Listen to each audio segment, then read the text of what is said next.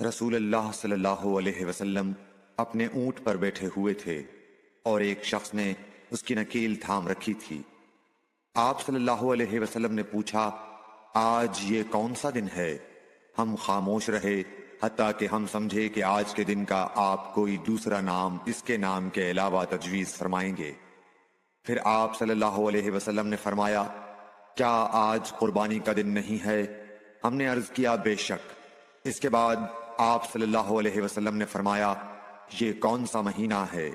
ہم اس پر بھی خاموش رہے اور یہی سمجھے کہ اس مہینے کا بھی آپ اس کے نام کے علاوہ کوئی دوسرا نام تجویز فرمائیں گے۔ پھر آپ صلی اللہ علیہ وسلم نے فرمایا، کیا یہ ذو الحجہ کا مہینہ نہیں ہے؟ ہم نے عرض کیا، بے شک۔ آپ صلی اللہ علیہ وسلم نے فرمایا، تو یقیناً تمہاری جانیں اور تمہارے مال اور تمہاری آبرو تمہارے درمیان اسی طرح حرام ہیں جس طرح آج کے دن کی حرمت تمہارے اس مہینے اور اس شہر میں ہے۔ بس جو شخص حاضر ہے اسے چاہیے کہ غائب کو یہ بات پہنچا دے، کیونکہ ایسا ممکن ہے کہ جو شخص یہاں موجود ہے وہ ایسے شخص کو یہ خبر پہنچائے جو اس سے زیادہ یاد رکھنے والا ہو۔ Like, share and subscribe for more videos.